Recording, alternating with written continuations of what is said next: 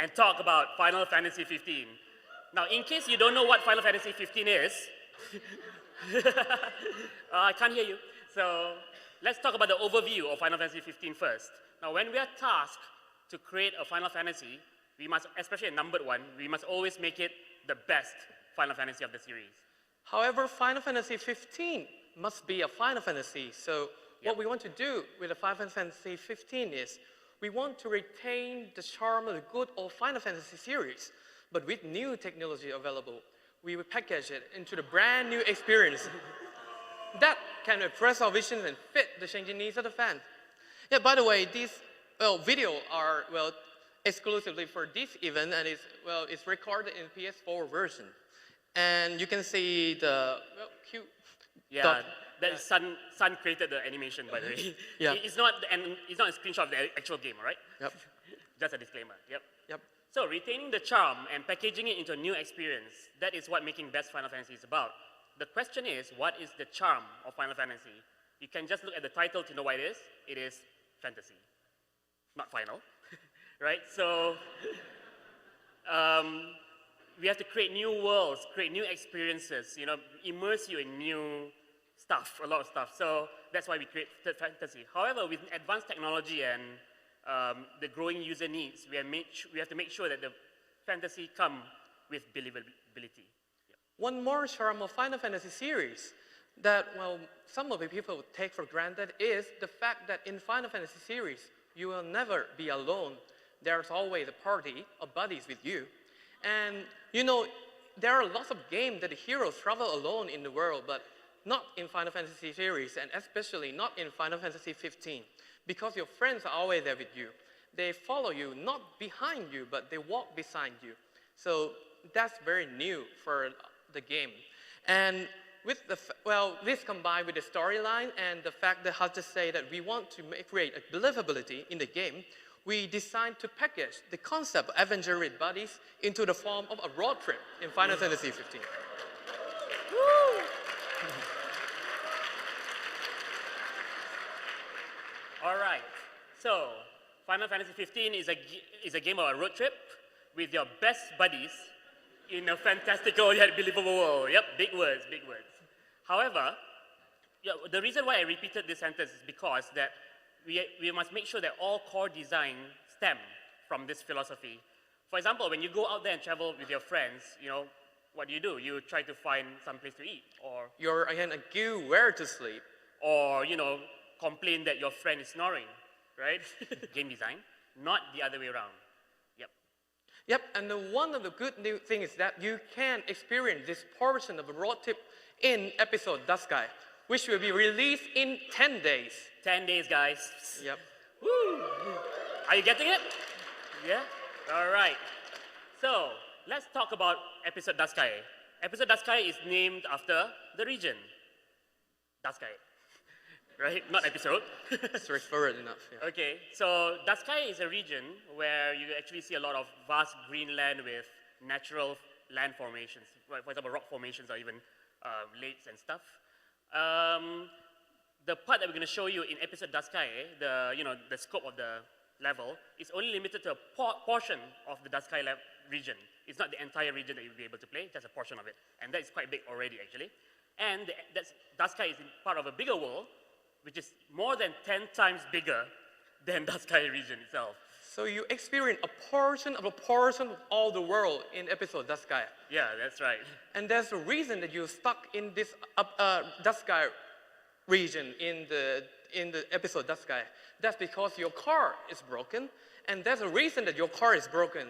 That's because one certain blonde guy broke your car. And I won't tell you who's he? Yeah, many blonde guys in the game, yep. Yep. And since the car is broken, you cannot go anywhere. However, the mechanic Cindy is generous enough to fix your car for a price. That's not generous, but yeah, okay. Yes. So you have to concern yourself for one thing and one thing only. That is the money. Okay, remember that pose? The money. You will find it in the game, yeah. Right. So, the objective of the demo is to get money. It's up to you how you want to get the money. For example, if you pick up items and you want to sell it, yeah, go ahead, but that would be a long route, right? So we offer you the main quest, and that is something to do with the behemoth itself. Right, so the behemoth is running amok at the current storyline, and it's causing a lot of problems for natural habitation and also for towns and all that. So which is why there's a wanted poster for behemoth.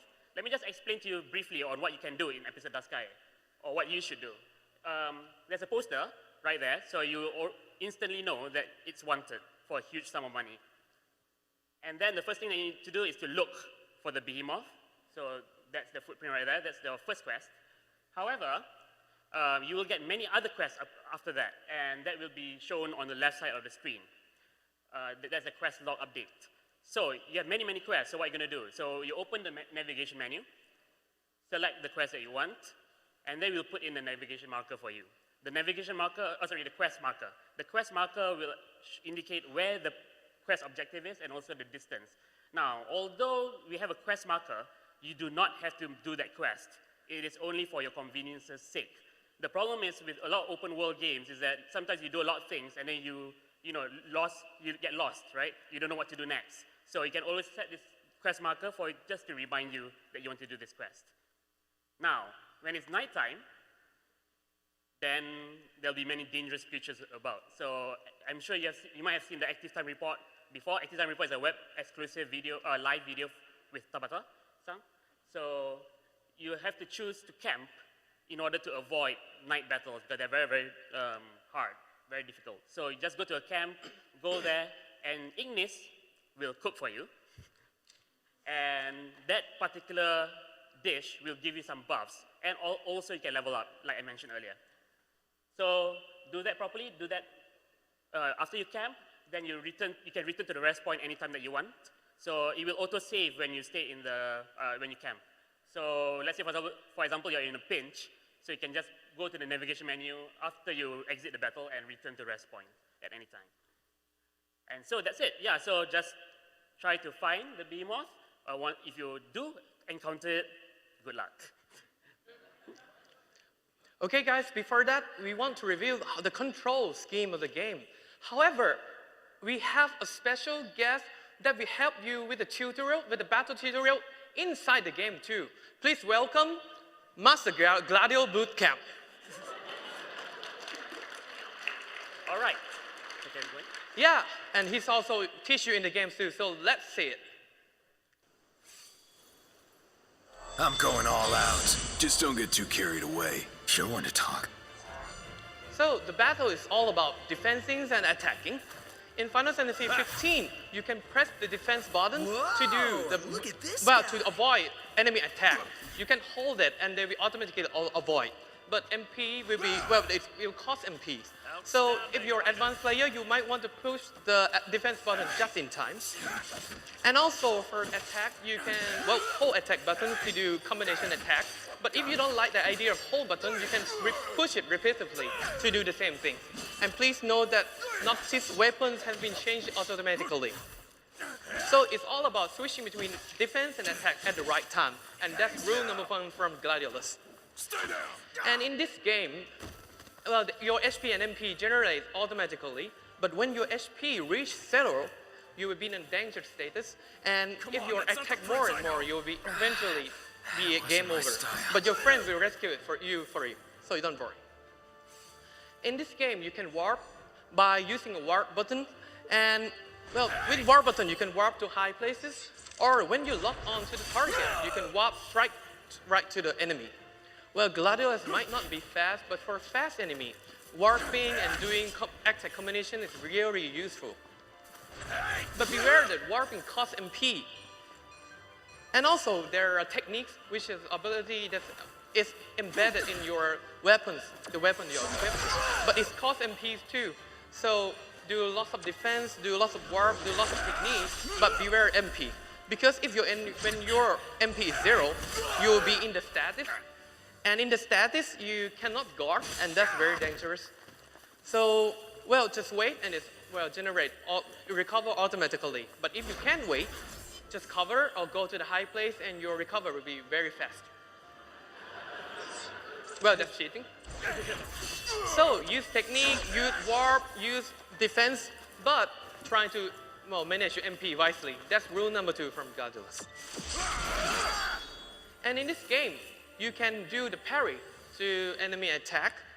To do that, well, some of the enemy attacks cannot be guarded, and there are marked going with these attacks.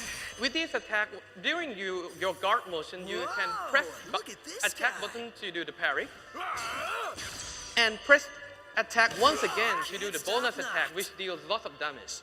So rule number 3 is parry every time you can. And for the weapon setting, if you notice, you will find that Noctis' weapon changes all the time, and those changes can be set here. Now you see you have 5 weapons here, each with its own motions, its own technique, its own passive abilities. Like for the sword is absorb MP and fast. For the pole arms is a bit slow, but it have a high critical rate. And for the great sword, it is the lowest, but it has the highest damage. So you want to use the right weapon in the right situations. So here what you do, there are 5 slots in orange text, and 5 slot means 5 different situations. So for the first crush slot, it means the first attack. So if you want to use a strong bow for the first attack, equip great sword to it.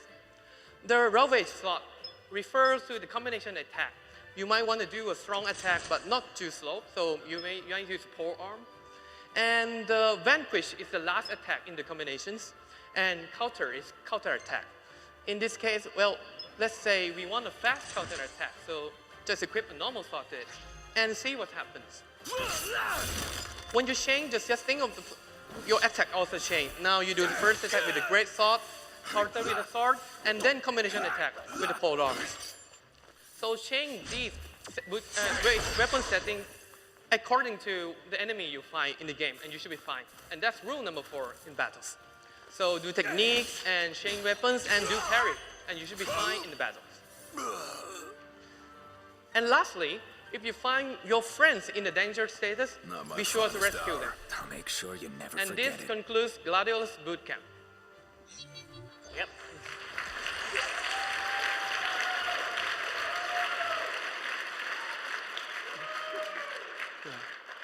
I like how we use this picture to show Gladius' advice. So, Gladius' advice, number 1, make sure you attack and defend at the right time. Number 2, you have warp strike, you have techniques at your disposal, but please do manage your MP properly. Next, parry whenever you can, of course. And finally, assign weapons to the right slots for the right enemies. So those are the 4 tips from Gladius Bootcamp. So, that's it for today. So thank you very much, everyone, and have a nice day. That's nasty, House. That's nasty. Okay, sorry. So that's it for today for old information. Now we show some new stuff for Final Fantasy 16. I'm relieved. You're nasty, House. I love playing jokes. So I know that. first, we'll talk about the buddies in Final Fantasy 15. Now, I always have dinner with Sankun, maybe once in a while, and then he always complains to me that people don't look at my buddies enough. The only time people notice the buddies is when they walk into a tree in one of the active time report. Well, that's what's in September, and the good news is that they don't walk into trees anymore. Thank God for that. And come to think of it, we have never properly, introduced all the buddies to you before.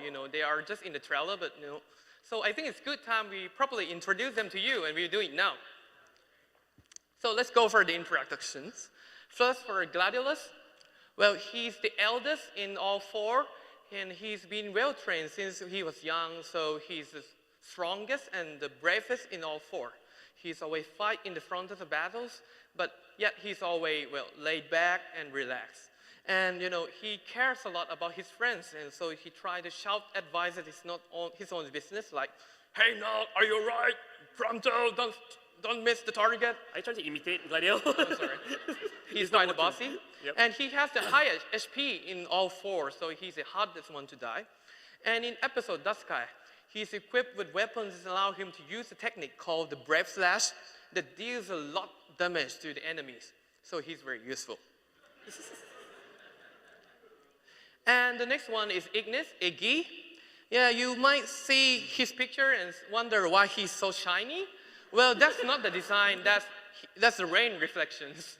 Yeah, that's not the design, yep.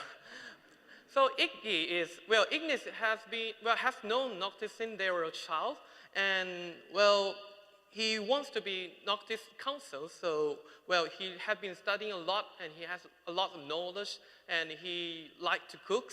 And in battles, he's always, well, stay by Noctis' side, try to protect him. And he might fight ferociously, but he never went too far. He's always come back and try to protect Noctis. And when I say protect, I mean he can use a magic cure in episode Dust Sky. So he can use cure to himself, he can use cure to his buddies, and that's very helpful. And also in the episode Dust Sky, he is equipped with a weapon that allows him to use a technique called Venom Strike, which deals poison status to the enemies. And that's also very useful in long-term battles. And for the last one, we have Prompto here. He is Noctis' classmate, and unlike Gladiolus and Ignis, he has never been trained how to fight before.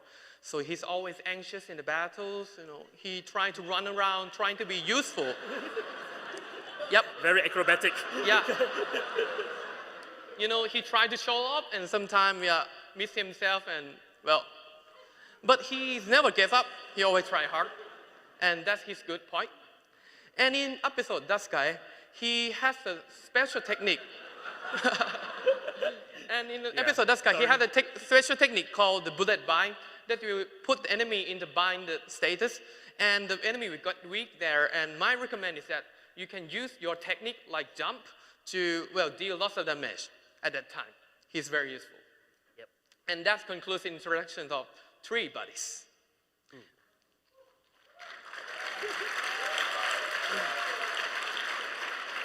Well, Sohas, who's your favorite? Sorry? Who is your favorite? Favorite? Cindy? No, I mean the 3 guys. Oh, sorry. Okay, Prompto. I think because before I joined Square Enix, I always thought that Prompto is it. So what we want to do is that we want to present you the best road trip experience for you. So to do that, your buddies must be, well, your friend, right?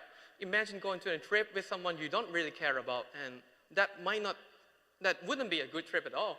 So the design concept is very simple.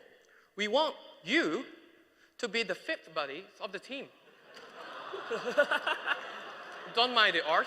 That's not from our artists. That's Sun's art as well. That's not from our artists. And not official. yes. And to do that, we come up with the ideas of 4 elements that the buddy AI needs. And the first one is that they need to be functional. They need to do what AI characters should do in the game, heal you to fight. And that's very straightforward. Yep. The second one is that they need to be believable, because robots and tools are useful, but you don't feel they're your friend, right? So we don't want them to happen with our buddies. So we need for you to believe that they are actually alive and they exist in the game. And to do this require lots of AI technologies and stuff. So we have our conscious system, subconscious system, we have the friend link system. Many systems. Yeah, many things, and I can explain it to you all in an hour. So we won't do it today, but well, we really try hard to make them believable. Yep. And the third one is that we want them to be comfortable. And this concept is quite new. It's our signature concept design for the buddies. Because we want you to be relaxed when with them, feel fun when we're with them, unsure and safe without them. And well, to do that, they should not ignore you. But however, if they look to you all the time, it will be too stressful. So we have balance a lot between, individuals and group, the balance of distance. And well, we do quite well in the game, so be sure to say it in the game. And the last one is that we want them to be emotional. We want you to feel something for that in the game. Yeah, and that's the 4 design principles we have for the buddies. And the buddies, they have lots of function in the game. And let me introduce one of them that is implemented in episode Dust Sky. And that's what I personally call the buddies request, which is actually the, well, buddy navigation system.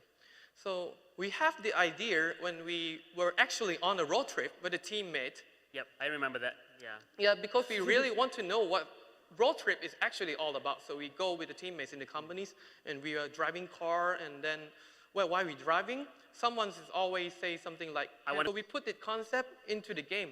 And what we get is that when you on your adventure, and you might not notice something, if the friend noticed that, they would just, hey, no, why don't you check this out? And they just run to that and try to guide you to the places. See how he waves? Cute, though? Yeah. Cute? Yeah. Okay. And yep, and this is what we call the buddy request because, it's a quest, but it still is a request. Yeah, he loves his puns. Yeah. And this sometimes is served as a hint to clear the quest. And sometimes it's served as the start of a new quest. You will never know what will happen. And just like the real road trip, you can refuse not to go there to this place. And this is a buddy request system. Yep, so that's all about the what the buddies we can see today. We will show you today. Yeah, when you grab that controller and play episode Daskai in the midst of, all the battles and all that, please do notice the buddies because I did. Relax part. Yeah, so let's relax. Now, relaxation in the JRPG means that it's about the towns, right? So let me talk a bit about the towns in FF15. So just to tie back to the philosophy of a road trip, we have decided that we must make a memorable checkpoint for the towns. Now, how to make it memorable? Number one is, of course, we have to introduce culture shock, right? When you have culture shock, then you will not forget it, obviously. But at the same time, you cannot just do culture shock and make it so unbelievable that you just come back to the real world and say, what the hell is this? So we have to make sure that it is rooted as well. You guys watch Back to the Future? It's my favorite movie of all time. So in Back to the Future 2, if you remember, Marty McFly was walking in this alley, and the scene opens up to a futuristic setting, and you see flying cars, you see hoverboards. Yeah, 7 more months to hoverboards. Looking forward to that. But at the same time, you see people walking like normal. They're not surprised by all this, right? And that is the balance between having a culture shock and rooted culture in the game. So yeah, we always refer to Back to the Future. I think they're confused because there are no town in episode Daskai, right? Well, no big towns in episode Daskai. Sorry so you about mean that. there are small towns? Well, yeah, we call them outposts, right? So the reason why there are no big towns in episode Daskai is because we wouldn't want to purposely put a big town in episode Daskai just for the sake of the demo, right? So it's actually outside of the region, but you will find other big towns elsewhere, right? So there are 2 outposts in the game, in the episode Daskai. One of them we have already announced, which is the gas station, right? Yeah, it's an outpost. But we still have not revealed the second outpost, right? So if you've seen the active time report in London, you will notice that Tabata-san was a bit evil. He walked halfway through this route, and then he walked towards the dungeon without going in front, right? You guys want to see what's beyond this route? Yeah. All right, that's it.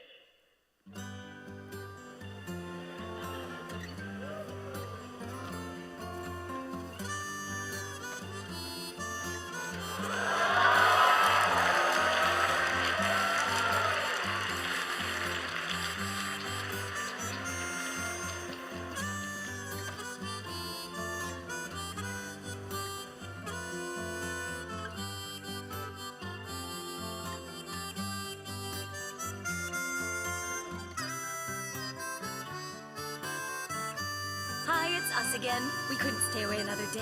You have any birds in need of a bite?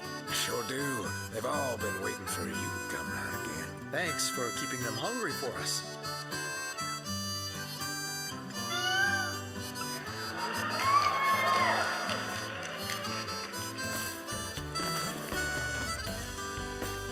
Till next time.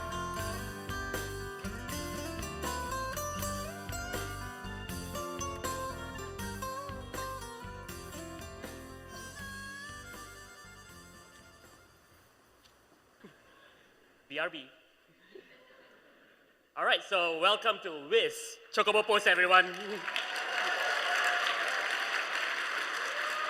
He means How's Chocobo Post? No, Wiz place, right? You should, because the problem with outposts is that unlike big towns that have very clear boundaries between the town and the world map, outposts are right smack into the world map. So we have to make sure that you feel the stress of battle, but when you get into the town or the outpost, then you feel relaxed again, right? So that is the concept, relax, the third concept.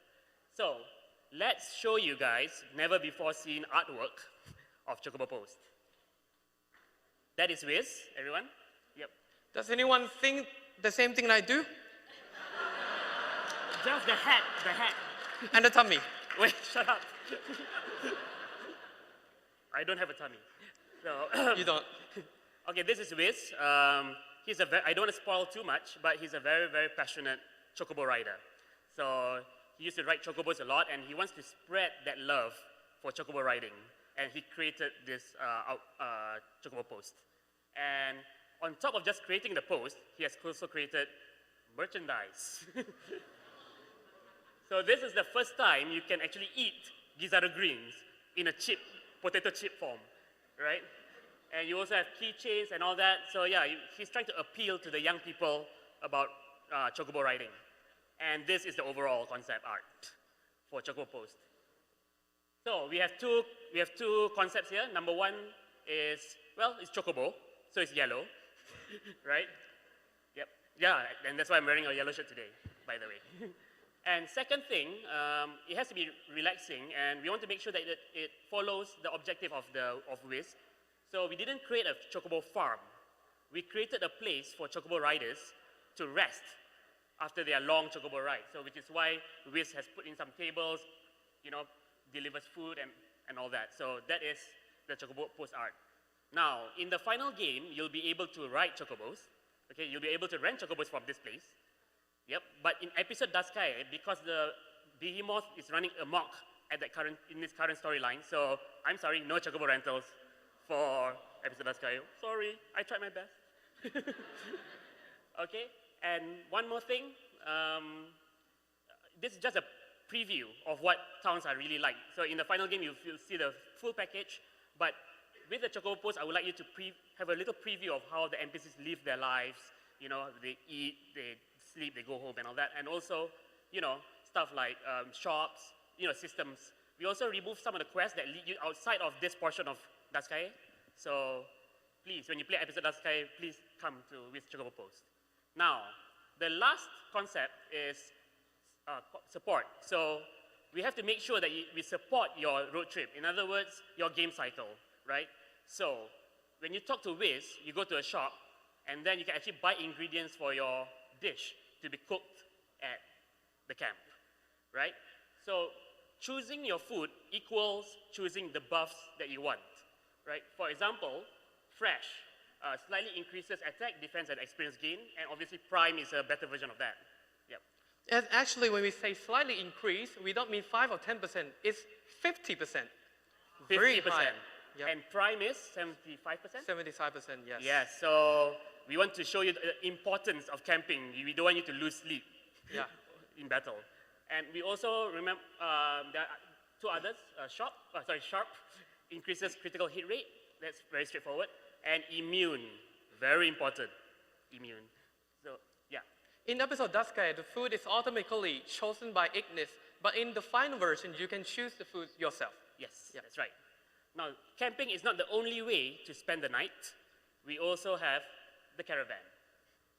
So you notice that there's a caravan near the Chocobo Post. We have one caravan per outpost. So what you do is you just go to the caravan and just click on the interaction, and then you'll be able to sleep the night. One weak point of caravans is that they do not give you buffs because Ignis will not cook in the caravan. Okay, that's too dangerous. But the good point of caravan is that it will give you an experience multiplier, which means that, let's say, for example, if you defeated a lot of monsters in a day, it's wise to go to a caravan to level up faster, right?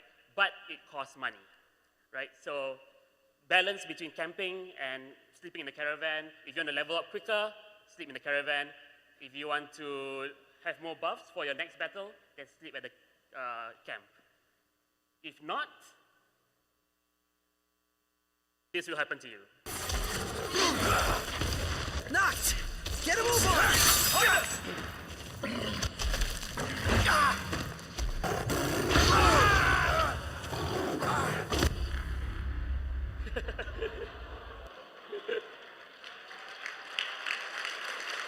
You don't want to see this screen in your game. Yeah, you wouldn't want to see this. Video. All right.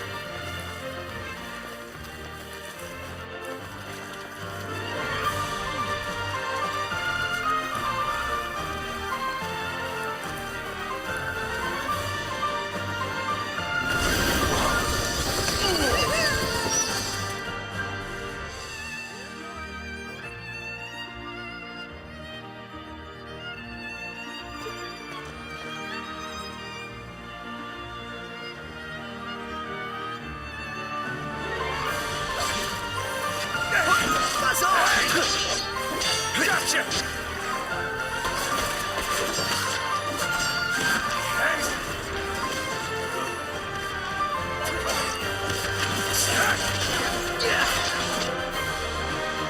Chop chop! Count on it!